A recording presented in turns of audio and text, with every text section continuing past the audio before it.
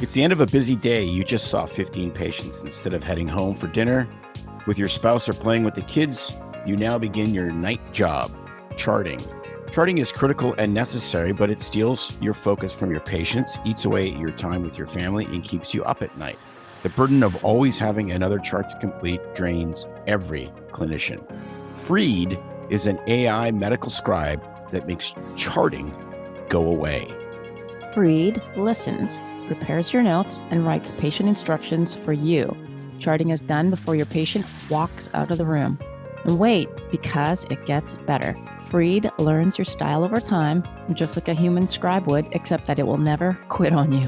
Freed is loved by 3,000 plus clinicians from every specialty. It is HIPAA compliant, takes 30 seconds to learn, and costs only $99 per month. You can try Freed for free right now by going to freed.ai. That's FREED.ai. Listeners of BS Free MD can use the BS Free 50 coupon code for $50 off the first month. Finally, a source of raw, real, and honest information on healthcare issues that matter most. Welcome to BS Free MD. From the latest medical information to how to stay sane as a doctor or a patient, no subject is taboo, no BS is allowed. Now, let's welcome your hosts, Doctors May and Tim Hindmarsh. Welcome to the BS Free MD live stream, Doctales with Cocktails show. Yes. And tonight's episode is going to be all about, of course, some weird medical news. If you have a cat, why it's really trying to kill you. No, I'm going to share about how cats can be dangerous to your mental health. And then we talk a lot about gummy bears. Yeah. Tim's got a news story about gummy bears. Yeah, because and how gummy bears can be trying to kill you if you haven't heard that story already. Gummy bears. But I'm not a big gummy bear fan. Are you? Not really. No. But first, I think that you should give a little debrief about what you wrote about this week and about how amazing it was to watch our son run 100 miles in 22 and a half hours, which completely blows my mind. People thought I was insane when I was running marathons, but that's literally like hold my beer kind of stuff compared to running 100 miles. It is almost four times the distance. So, yeah, if you have been paying any attention to us, watched my social posts on Instagram and stories, or are subscribed to our newsletter. Our son decided, I don't know how he gets this stuff in his head, but it makes me so proud, to do a 100-mile ultra marathon. He was originally supposed to run it up in, I think Indiana. No, Illinois. Anyway, a couple months ago, but because of various reasons and helping us move, didn't work out. And he was going to have a friend be his support crew. Well, he decided to run a race that's here in Florida. And that was this past weekend, called the Daytona 100. It starts in Jacksonville, and they run all along the A1A coastline down to and through Daytona to Ponce Inlet and this beautiful lighthouse point, although I had limited view of it since it was 4:30 a.m. when we got there. But so let me just debrief what happened.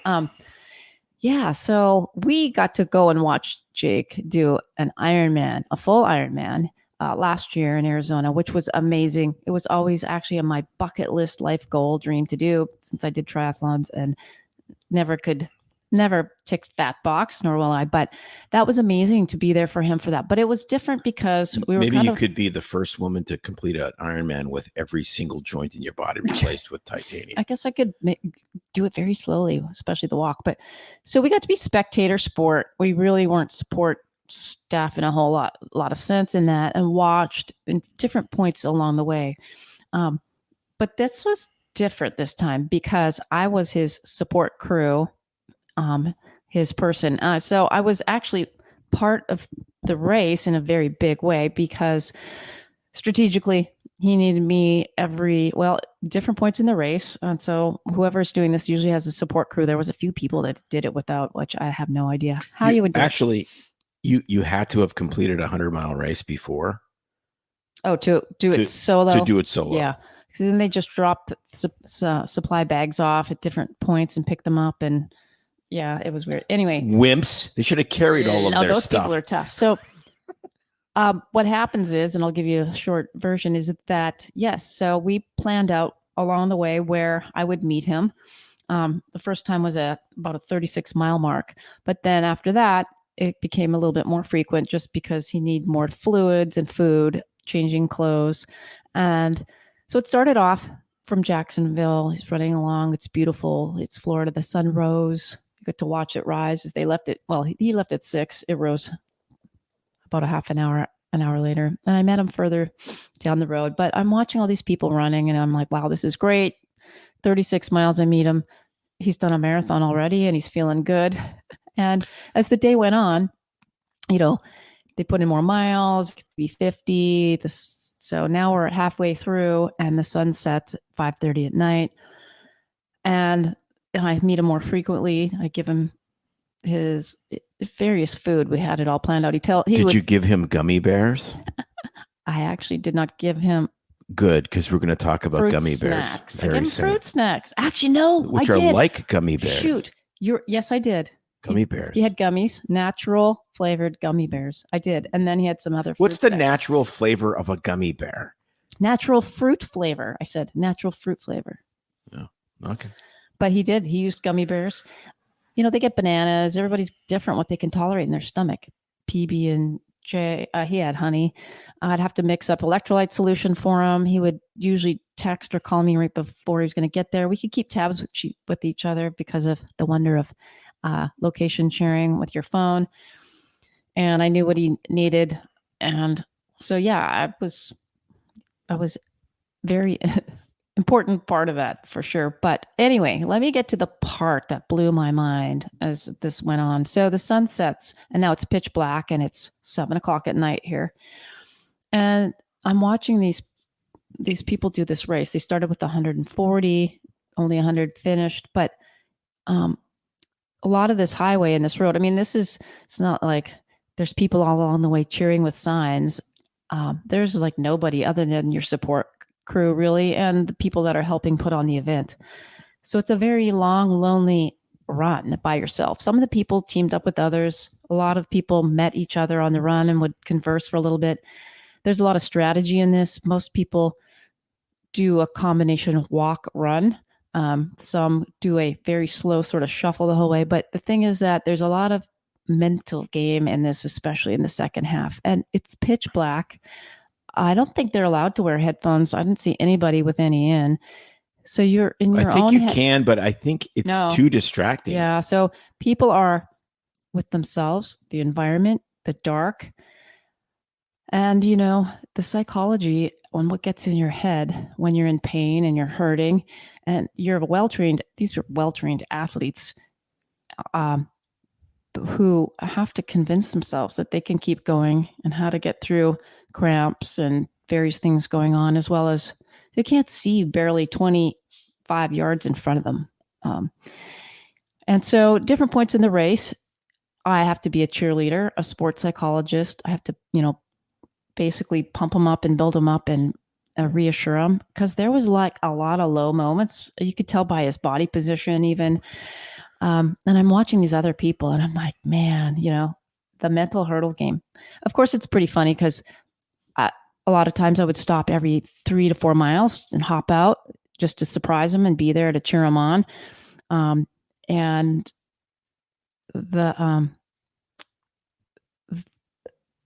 the thing of me standing out in the middle of the street at 3:34 in the morning downtown Daytona was kind of bizarre too. I never really felt unsafe, but I did feel like a street worker sometimes, just standing there. Well, cheering people. You do need a job. So, and I was all about, every time I would drive by anybody that had their, flashing lights on that was doing the race, I would yell, stick my head out the window and I would yell at them and cheer. I'm like, you rock, you got it. I'd honk the horn at everybody because, it's so lonely. out there. Well, it is. Iron Maiden wrote a song about it called "The Loneliness of the Long Distance Runner." Anyway, well, he told us, which was amazing. He said, "I learned more life lessons in this 24 hours than I think he said he's learned in like almost all of his college." Yeah, because you have to do, which is there's so many things. So your brain is telling you that you can't do it, that you're done, that you have to quit. Your body's kind of going through the motions, and then it's a mind game over. The body can do so much more than the brain thinks it can, and you're right. It teaches you so many things. But there's a theme here which is fascinating. I can't remember which podcast I listened to, where they talked about if you are forced to do something really hard that is uncomfortable, it literally becomes torture and it tears you down psychologically and defeats you. If you force yourself and choose to do difficult things, the exact opposite happens. It's fascinating. So the whole concept of challenging yourself to do difficult things, both mentally, emotionally, spiritually, that is what builds you up and makes you resilient and makes you powerful and happy and all of these things. If someone else does it to you, it's exactly the opposite. It's super fascinating. So people can go through the exact same experience, and if they chose to do it, it's edifying. And if they were forced to do it, it's destructive. Yeah, absolutely mind blowing.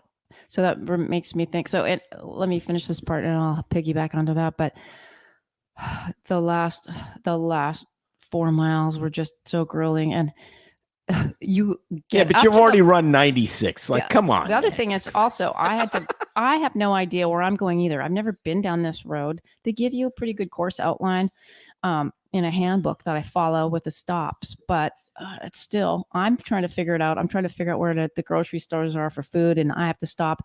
I'm not like walking on the beach and I took my computer. I thought, I'll do some work in between. Are you kidding me? No, it was pretty much work intensive the whole time. I got a couple 40-minute naps, and the second one I slept through. I set my alarm for 40 minutes. I set it to PM to wake up instead of 2 a.m.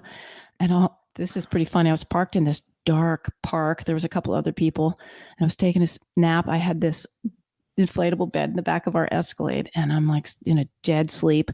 And next thing I know, there's pounding on the side of the vehicle. I woke up, not in the back. I woke up and I was in the front seat of our Escalade. I don't even remember waking up and how I shot into the front seat from the back, but I woke up and I was in the front already, climbing out the door because he was pounding on the door because I was in a dead sleep, and I somehow almost shot through the windshield, I think. Woke up to get him his stuff, and I felt horrible, like I let him down because he needed his some of his carbohydrate solution. He needed some food. The bathroom was I had to. So I was like, oh my gosh, that was the rest of that. I did not sleep anymore. So I got a total of, an hour and a half the whole night in 2 blocks. So then I was awake so I could be there and be ready the whole time. So the point is that then we get to the very end, the last 4 miles, it's dark, it's black. I got ahead and figured it out. And then I went back and told him what turns to take, because it is pitch black in this park. And as he comes around the corner, and I videoed it, and a smile on his face, and he had enough juice in the tank to kind of sprint to the end. I was so proud, of course. He's so proud and excited. And it's so anticlimactic because there's hardly anybody there. Yeah, it's not like an Iron Man. Four other people that had finished and their support person, and then 12 volunteers. And lots of people finished the race and they've scraped themselves off the ground because they've seized up. They're out of there and they're gone. So there's like nobody. There's no cheering section except for the little volunteers. It is so bizarre. It's kind of part of what makes it cool, though, because and then that's what I said to Jake. I'm like, there's no one here to give you accolades. And he's like, no, it's okay. That's what it's like in these smaller events. And he was so stoved up. And I kept saying, I'm sorry you hurt so bad. He's like, don't feel sorry for me. I chose to feel this way. I earned this pain. Let me rejoice in it. I'm like, who the hell raised this kid? Okay. So the point, did aliens come into?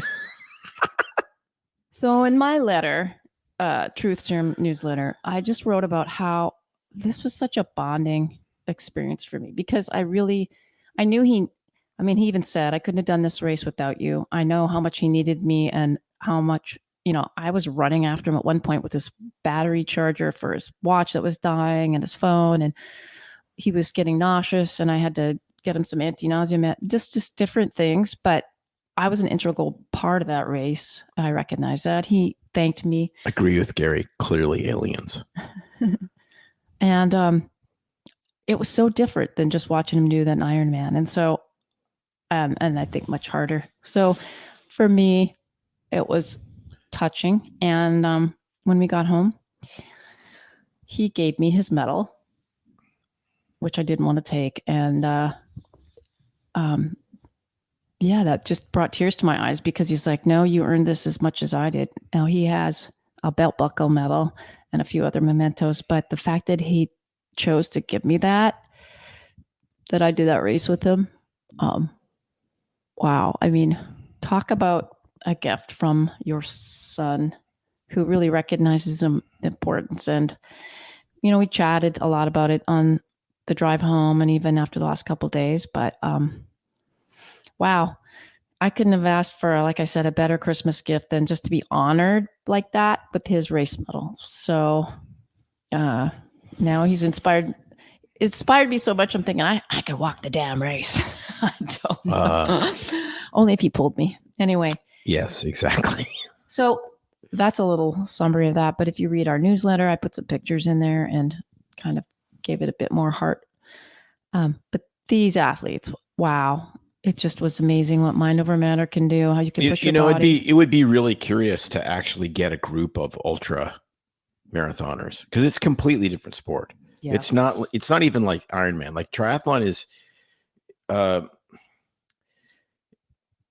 triathlon now has become so scientifically dissected as far as how you can train and how you train each sport, which adds to the other. So you actually get bonuses by cycling for your running without getting torn up by having to do all that running. So it really has become, when we went to our first Ironman World Championships, that was in 1998, and the sport has really, people haven't gotten way faster, but they've gotten way more efficient. Well, where they can so much more scientific. Yeah, where they can, they can do 2 or 3 of these technical. Yeah, but like the elite guys will do 2 or 3 of these or more a year at absolute race pace, right? Which is just completely amazing. This whole ultra thing, it like the loneliness, I remember going into marathons and knowing, okay, I'm gonna hurt. Like I will suffer a lot, but honestly, even in the fastest marathons I ever ran, I suffered for an hour. Right, and as Jake said, when he did his I didn't suffer for 3 hours. I suffered for an hour. Done in 12 and a half. He's like, the race was only halfway done this time at 12. I was just getting just getting into the second. The whole concept of endurance is just so amazing, and it comes from a kid who literally did 4 years of JV cross country, and he was not he just wasn't fast, but he just can never stop. I always told him, I said, you're not made for speed, you're made for the long haul. But I guess I was right. It really is amazing because like the whole concept of the fact that this isn't just like an event. This is a series of events. This is its own entire discipline in running. Yeah. And there's races that are 200 miles. The Badwater is 135 miles. It's in August. You run through Death Valley in August, where you have to run on the white line of the road or your shoes will melt to the pavement. For real. And it ends at 5,000 feet. It's not insane. So if anybody knows his ex cross country coaches, he had a few of them. I'll let them know that Jakey just did 100-mile. And actually came in 27th place and second overall in his age group. No, very well. Very well. No, it's. And after that, I said in my newsletter that it was the best Christmas gift. I didn't need anything else. And now Gary and others are flicking Tim some crap and saying he still needs to get comments with the second place Christmas gift. I like No idea what that's I going like to be. seconds. Anyway. Yes, it. Oh So that was the weekend, and wow, that was amazing. no, that we should have shared that because that was really. I mean, I was at work. And It now was he's wild on because I'm his at way, work and and- I'm scrolling through like the results to see where he is, and I'm telling my friends at work, and they're like, "Your kid's an idiot." You know, they were blown away because by the time I was done my second shift the next day, he had completed it, and people were just like, "We cannot even Yeah. comprehend this." And he said he would do another one. Not a problem. Yeah, but he's planning on doing 3 ultras in this year. He already did the 50K as a training run like 3 weeks ago, and then Mhm. he's doing another 100K, which is a paltry 62.5 miles. I just shake my head. I'm just trying to walk. I'm trying to walk 2 miles with this stupid hip that's not recovered. Anyway, on to bigger and better things. So there you go. That was my exciting weekend. Pretty fun. Well, I found this great news. Actually, it's not a news article. It's a bit of research that came out, and Tim doesn't know it, but I found this health study. Supposedly, it suggests there's a mysterious link between owning cats and schizophrenia. Now, they've done a few studies and have had a few of these. So this came out in, let's see. Double a person's risk. Okay, Okay, whoa. Let me read before you start talking and ranting. You until won't I even start let me tell the shredding story. the living hell out of this. You wrecked it before I even got started. Zip it. Rectum. I said you wrecked it.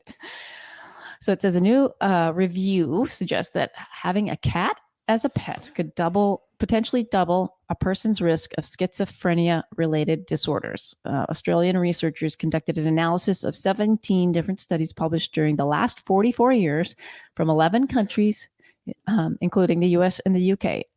And they found an association between broadly defined cat ownership and increased odds of developing schizophrenia-related disorders.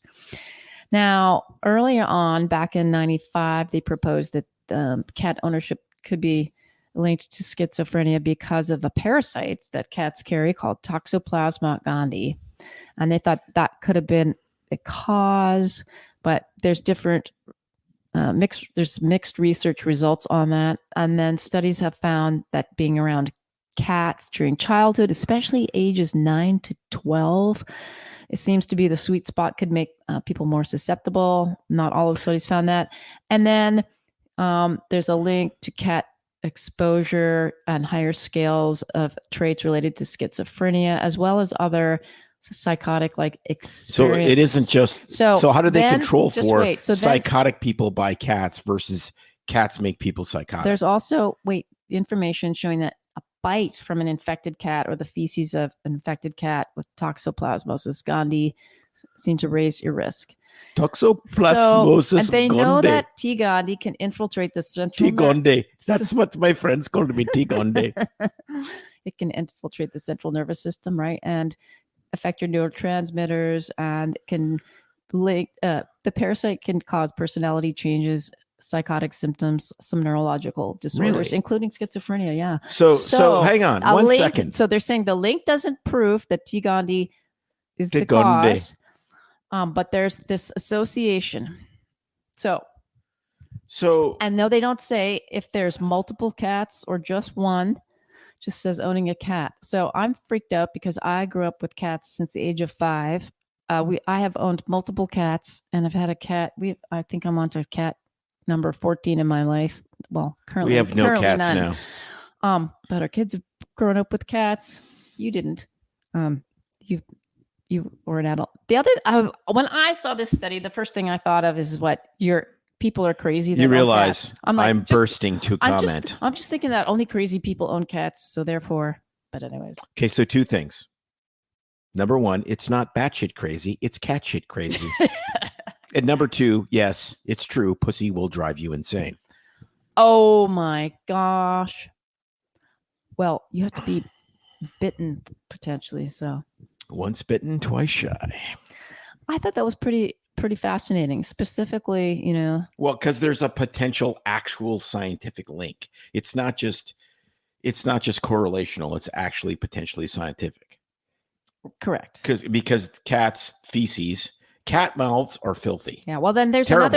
another bacteria. We know it very well from seeing so many people. Toxoplasmosis. Pasteurella multicida. It's in their mouth. It's in cat. Yeah. So, but because there's this link to cat bites too, that the researchers are thinking maybe that could be the bacteria responsible. But of course, they need more research. And this study was published in the Schizophrenia Bulletin. So, So the conclusion. This is their conclusion. Their conclusion, which I like, says, in conclusion, our review provides support for an association only between cat ownership and schizophrenia-related owners. So how do you do a double-blinded, controlled? Yeah, this was a review, placebo-controlled trial. I didn't look at all the studies of this. Let's see what I can find. I'm thinking that maybe you should look at the cat feces association with the bug, because you're not going to be able to blind this trial. What is that cat doing in my house? I must be in a treatment group. Well, I guess you could make someone. Maybe you could make someone work at a cat shelter when they're a child. It's not the same as living with them. That's true. Because they sleep on your face. It's a completely different problem. Do you remember when we had our cats? Because we had 2 indoor cats when May was pregnant, and one of the cats decided that he would lay a log at the bottom of the stairs in the middle of the night, and I stepped on it. And she stepped on it, and she was pregnant, and she's screaming at me like it's my fault. Like I took a cat dump on the stairs, and she's screaming, "This baby better be normal." Well, you got your wish, and now he's run a 100-mile race. So maybe he's not normal. It's the cat shit that did it. Run, Forrest, run. Like literally, Forrest. This baby better be normal. I'm like, what? Well, look at Forrest it's Gump. my fault. Was Forrest Gump normal? Like I held the cat and squeezed the turd out of its body. In one of my videos I took, I have a mailing, "Run, Forrest, run." Yeah, but that's a Canadian reference, because what? It's Run, Terry, Run. You're using the music from the Terry Fox Marathon of Hope back in 1981, and you were including Forrest Gump. Yeah, I'm mixing references. I can make my own thing up anyway. Yes. So isn't that a fun study? Cats. There you go. That's unbelievable. Yeah. Well, What else do we got? Well, we've got a really uplifting story, which is 5 Virginia elementary school students ingest fentanyl-laced gummy bears required medical attention. 7 of them ate them, and 5 actually had to have medical attention. A couple, I think, actually went to the hospital. Okay, so stop there. I'm cutting you off as you cut me off. So guess what I thought the first thing happened when he said the kids ate the gummy bears and they needed medical attention. Have you all heard of it? The Amazon gummy bear reviews? That's where we're going next. So, but no, that wasn't it. The kids were all good. They were treated successfully. Apparently a kid brought them from home, so who knows what's going on at home. That part so they were laced sad. With marijuana? No, they were laced. They had fentanyl. Like the amount of fentanyl you'd need. So he brought them from home and they had fentanyl on them? Correct. What the heck? Ooh. Mama's in trouble now. You think? Damn. I thought they were going to be, gummies, like either the gummy bear story on Amazon because they were the sugar-free ones, or some weed laced ones. So in the lighter side, what happened? Kids are okay. Mm-hmm. Yeah. Wow. I think I'm not sure if they had to Narcan any of them, but yeah, Damn. They were really sick. All they right. thought it was like an allergic reaction, and it's no, your kid's tripping on fentanyl. Whoopsie. Pearson Rabbit's story begins with Dr. Stephanie Pearson, a passionate OBGYN at the height of her career. But when a shoulder injury struck during a precipitous delivery, her dreams were shattered, leaving her unable to practice medicine. Determined to make a difference, Stephanie became an advocate for her peers, guiding them through the complex disability process. Alongside insurance expert Scott Ravitz, Stephanie founded Pearson Ravitz, a company determined to approach insurance differently. Together, they set their mission to educate and empower physicians to protect their most valuable asset, their income, and the most important people in their life, their family. Today, Pearson Rabbit serves the medical community in all 50 states. At Pearson Rabbits, they understand the unique concerns of physicians.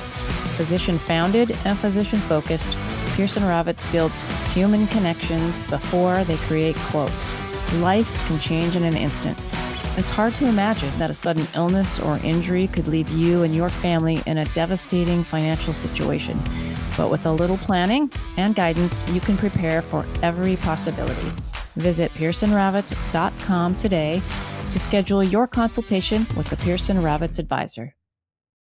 Well, what are you going to? An allergic reaction in snow? Well, they got sick. Like, it's opiate. You'd be barfing and, carrying on and whatnot. They thought they had an allergic reaction to snow. No, to the gummy bears. Oh, I see what you mean. Because the teacher, teacher says, like, what's wrong? Yeah, I feel sick. What happened? Well, Billy gave me a gummy bear. And it was in the shape of a crack pipe. Okay. Well, no, I made that part up. That would be bad. Excuse me. I think I'm allergic to you. On the lighter side of things, though, the gummy bear stories we were referencing. Okay. In the comments, let us know how many of you have heard of the Amazon gummy bear reviews. Have any of you heard of Amazon gummy bear? It is, if you just Google Amazon gummy bear reviews, it'll take you almost right there. Sugar-free. They have to be the Haribo or Haribo. Gary has not. Gary will be entertained for the next 2 days reading them all. Because I had not heard of them until, was it 5 years ago? Yeah, the problem is they're sugar-free, and they're sugar-free with sorbitol, which we'll explain in a second. Okay, so we have to give some backstory before you start reading. So the thing is that I don't know even how it got started. We were sitting outside, I remember, on our deck talking to our friends, right? And we were reading these things out and laughing out loud so hard. And our daughter, I think she was there and got us started on this, told the story that her previous boyfriend, he knew all about this, decided to go on a keto diet. And so he bought the sugar-free gummy bears. Yeah, the keto gummy bears. And ate a whole ass ton of these things. Oh, ass ton is exactly correct. Basically got so sick, got diarrhea. It gets totally out of control, as these reviews, which we're going to read some of them. So basically, this is not an urban legend. It's like truth about the gummy bears. So yes, they are filled with sorbitol, which is a sugar substitute. Sorbitol is also used as a laxative. You can buy it.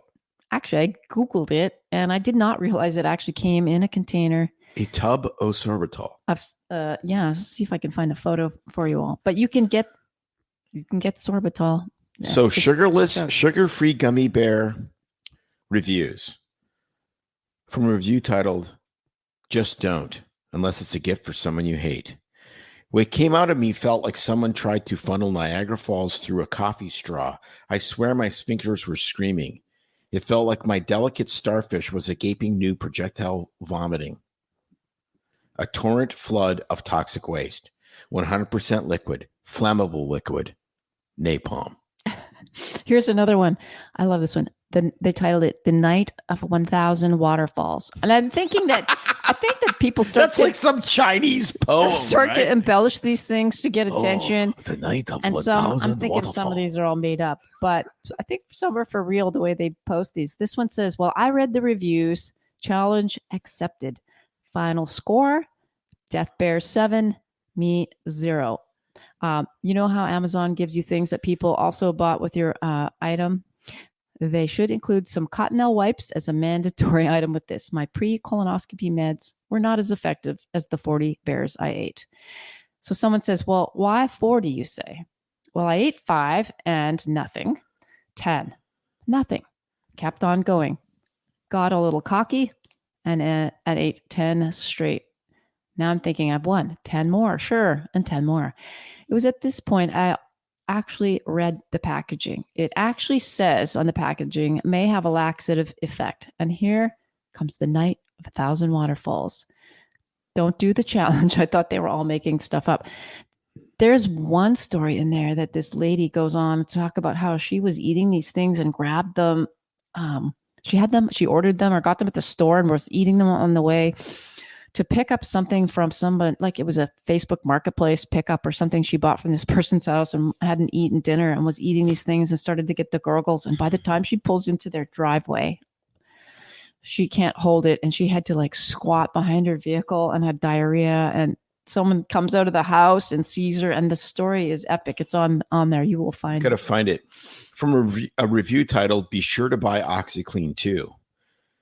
Be sure to also buy a tub of OxyClean with this to get the blood and diarrhea stains out of your underwear, clothes, furniture, pets, loved ones, and ceiling fans. I like this too, because someone kind of basically summarized the fact. They said, so I read through a lot of the reviews here and decided it might be a fun prank item to buy since I'm an evil human being. I received my 5-pound bag 2 days after ordering. Now I was somewhat skeptical, especially since my own digestive system is fairly robust. And they went on to say that I thought to myself, these are weak, but they do taste amazing. So I ate approximately 20 more of them. They ate 5 bears before bed and 20 more in the morning. Before bed. In less than a half an hour, my gut was rumbling, but it was, then they explain how my gut felt like Chuck Norris had reached his hand up my anus and had roundhouse kicked my insides. I made my way to the bathroom with a brisk walk, sat on the toilet, then all hell broke loose. And it goes on from there. I will just leave it at that. But anyway, some of the titles and Gastrointestinal Armageddon. That's my personal favorite, the title. Anyway, someone said, describe it as the second that I touched the porcelain can be compared to dropping a Mentos into a 2-liter bottle of Diet Coke. And that is just the beginning. My toilet ass must be feeling what the Allied forces felt like against the German Blitzkrieg. From a review titled, "You Don't Understand." I was glued to the toilet seat. Streams of fire burst from my colon. When I wasn't experiencing Satan's fury exploding from my rear, I was laying in the fetal position on my bathroom floor, sobbing and asking for forgiveness. I'm a 280-pound man. I was sobbing.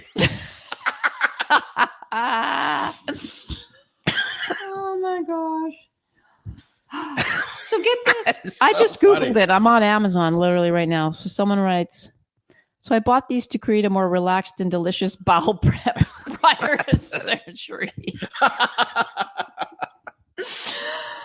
Oh my gosh. They should make these in the shape of like little colonoscopy like scopes. That'd be awesome. Anyways, it's super funny. So then, okay, what was I going to share with you all? If you look up what's the ingredient, the sorbitol, is that it's a laxative similar to polyethylene glycol, which is what they use in the bowel prep for a colonoscopy. Yeah. It's an ingredient in gum. A lot of people like myself, I can't chew gum with sorbitol, sugar-free sweetener, because it gives me gas and I feel queasy. And but a little loose. The issue is with gum, you absorb almost none of it. Like you're not eating you're not taking gum and eating 20 pieces. There's a lot of food, if you look it up, that has sorbitol. Yes. Avocados, bananas, potatoes, in tiny little amounts. So get the heck out. So I'm looking up colonoscopy prep solutions and different things, and there is something called Little Shits that someone invented. This is a constipation relieving medicine. I will try to find you and hold it up for y'all to see, but it comes in a bag. It's not going to be very clear on the screen. No, it's not showing, but it is. It's a pouch of powder.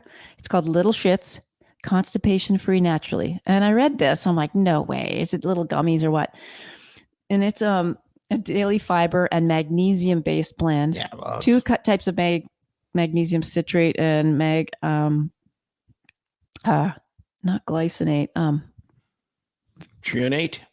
I'll have to look. There's lots of magnesium. Another ingredient that I'd never heard of.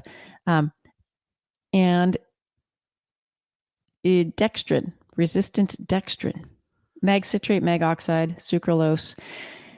So she developed this for her kids who had suffered with constipation and they didn't like the taste of all those other laxatives. And it says on the back, let's pee clear. People are backed up, clogged, impacted, and it hurts. You've tried lax detox cleansification and you still can't find relief. Enter Little Shits. Gentle enough for a toddler, but still effective enough for you. And it's a special blend of fiber and magnesium will help your body reset. Natural cleansing, peristalsis to help you go. So the resistant dextrin actually has probiotics in it.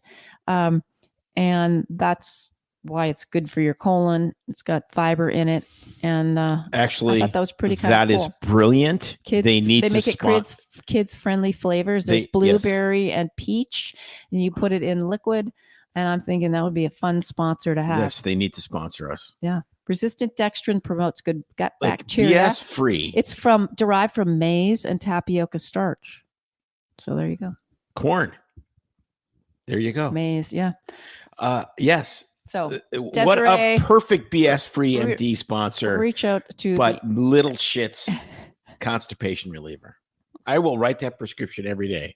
Oh, you're not constipated? No problem. You need some Little Shits. Well, this company also makes vegan protein, Tim. So what do you think of that? They're weak and their bones are brittle. Oh, anyway. So I thought that was pretty fun. That Little Shits. Yeah. It's brilliant. I mean, even if they're weak vegans with small brains, they're still brilliant. Oh, what are you drinking tonight on the cocktail episode? I'm drinking chilled urine. It sure looks like it. Well, okay. Look what I have tonight. This is something that's in everybody's budget. It is available at Bi-Mart, your local grocery store, probably Walmart, Target, and all those big box places, including Costco. It is called Ménage à Trois, although it's only Ménage à Deux here tonight since Jake is no longer here. And it is Silk Soft Red Blend from California. It's a nice blend. I like it. It's inexpensive. And it's decent. And it's pretty good. I'm drinking Red Bull because sleeping is for bitches. You're freaking drinking Red Bull at 10 at night. Wow. We've talked about changing this podcast time. If you're drinking Red Bull at 10 at night here, I think it's time to change it. I think we're going to go 8, 5 Pacific. Yeah. So we'll try to keep it Wednesdays, but we're looking at dialing back the clock. It'll be Wednesdays. I want to do it 7 Eastern, which would be 4 Pacific. So we're going to do a little poll on social for what time you would watch it. I know. Because our diehards with our 8 viewers are tonight, on the West Coast. They probably don't. They're on the West Coast. They probably don't care. Our diehards are on the West Coast. They are. So no, the Central Standard Time. I can't do CST. I'm thinking. It's so confusing. Central Is it Mountain Time or Central? No, time? Central Time is only an hour. So okay. So it's whatever time. Central would be. It's 8:41 7, now. But I would like to do it 6 Central. So whatever Karen votes for, because she's and Gary, since they're our biggest fans. Yeah. So Central and Time. Judy. But Judy just. You mean Judith? There you go. Anyway. We winter 5 p.m. PST. Yeah, I know. And then there's states that don't change their time, like Arizona. I know. Which is actually brilliant. Arizona. I love it. Which is brilliant because where Arizona is located, it's kind of in between Central and Mountain, so they just leave it. Yeah. Or I mean Pacific and Mountain, so they just leave it Pacific. Oh, I have to answer this question though. Karen mentioned she wonders what Dr. Hazen would think of the Little Shits. And that's a good question. Next time I'll have to ask her about it. She would think if you need to be unplugged, that's fine, but then replenish your bifidobacteria with a yogurt enema, aka no, not a yogurt Kellogg. No, but it's fascinating because she actually tested yogurts. She did to see which ones. I mean, it's like $1,500 a test. You want to know what the good ones are? Yes, Activia. But only certain flavors. Vanilla. And I think strawberry. That's it. Nope. And then there's kefir. No, you don't even know. Okay. Don't be. Is it kefir? Or is it kefir? No. It's Activia, vanilla, or I think strawberry. Siggy's. Siggis. Siggy's has the bifidobacteria. And then real kefir. There you go. Yeah, but there's a million different kefir. So what I want to know is, because I prefer it plain, is buttermilk and kefir the same thing when it comes to the whole accoutrement of probiotics? Because I think it is. It tastes exactly the same, except it's not sweetened, so you're not getting any sugar. That's one thing that we have to. We'll look that one up because that's. Well, while I'm doing that, why don't you tell them what's on the podcast tomorrow? Okay, on the podcast tomorrow. I somehow slipped into this accent. I don't know. It must be the rabbit. But on the podcast tomorrow is Alida Fatemi. She is a board certified internal medicine doctor who has a very diverse background in hospice medicine and all sorts of things, and actually got into psychedelic, in other words, psilocybin-based counseling.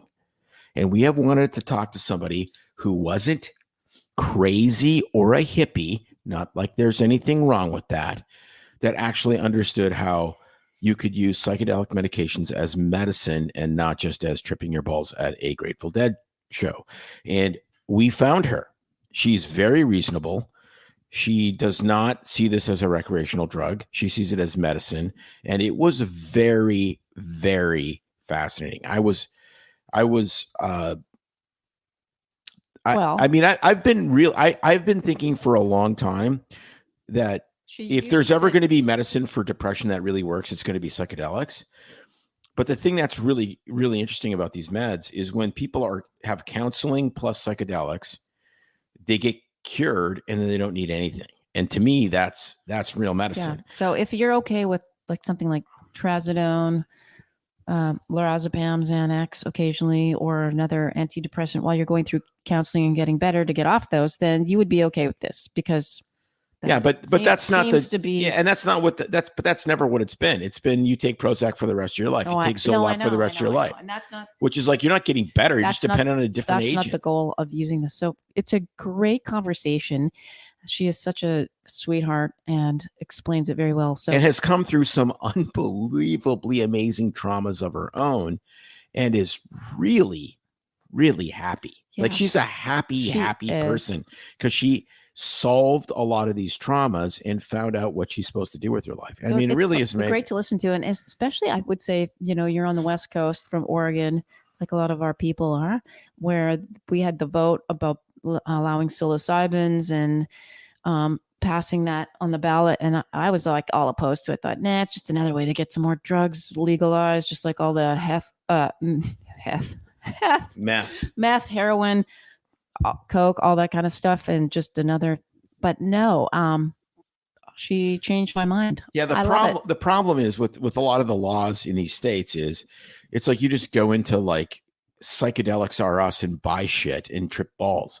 That is not the solution, because that can make you 10 times worse. You can have a bad trip and then it kind of congeals in your mind these like self-destructive thoughts. That's not the issue. The issue is that I had a cousin that had that. You literally have kind of almost like a spirit guide that guides you through the experience.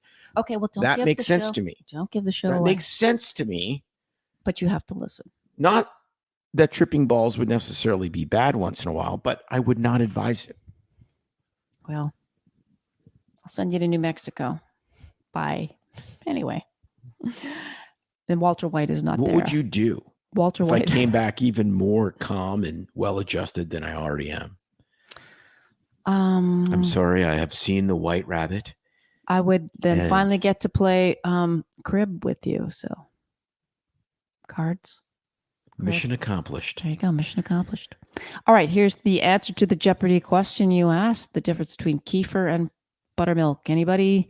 Kefir typically contains a higher concentration and variety of probiotic strains compared to buttermilk because kefir is made from kefir grains, the milk of sheep, goats, or cows, and buttermilk is actually from fermented product that increases the acidity of cow milk. So there you go. That's the difference. So buttermilk is still pretty good as a probiotic then. It has some, but not the same amounts. Yes. I thought you said goat. Okay, so I'm sorry that I love the Indian accent. I changed. Here's a pro tip. There's a setting in your iPhone, if you have one, where you can make Siri a male Indian voice. And it makes getting lost way more fun. Way more fun. So who needs the mushrooms? No, seriously, like it's like take a right at the next light. The next signal, you shall turn left. I mean, it's amazing. And you know that the information they're giving you is accurate because it's literally like being on the phone with Microsoft. And so how come when you're on the phone with Microsoft, it doesn't calm you down? Because I can't understand them. And it's loud in the background because they're in a call center. Oh, I see. Yes, I got super upset at a Microsoft employee, and I'm not proud of this. And I said, you have to give me somebody in the United States. So I called back. They said, call back this number. And I called back, and this guy answers the phone.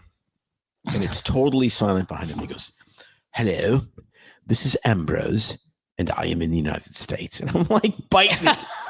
You're upstairs in the soundproof room, right above the guy I talked to 10 minutes ago.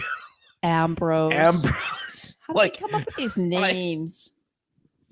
And he had like the perfect, it's like Chesterfield. He's like the guy from Delhi that got shipped to England because his parents were super rich to go to school for 5 years.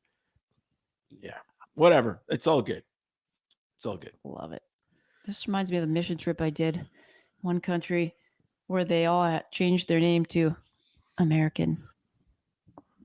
British-based names, because then they would fit into culture better. I was in the Philippines, so I'd give himself a Canadian, American, British type name. Pretty funny. Anyways, Ambrose. I think we've pick a better name. I think we've milked all the kefir out of this goat. We have. And on that note, sign up for our Truth Serum to read all the fun activities of the week between the podcasts. Oh, I have a good one next Truth week. Bomb came out today.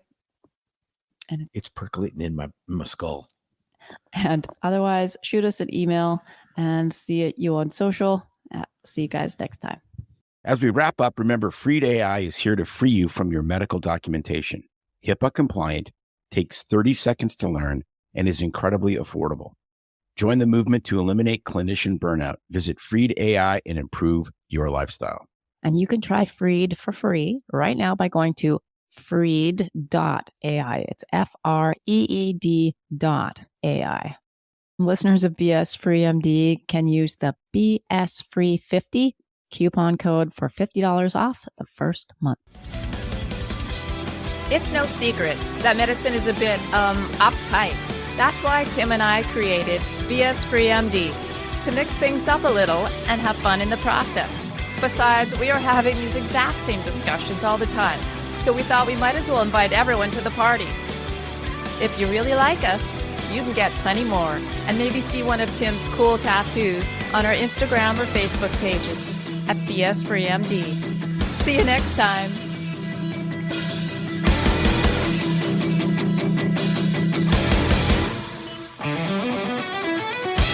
While we try to keep BS Free MD as raw and real as possible, we can't be held responsible for any medical decisions or discussions had as a result of what you've heard on the show. We know. Bummer. But the truth is, we really do care about your questions. So feel free to reach out to us by email at doc@bsfreemd.com.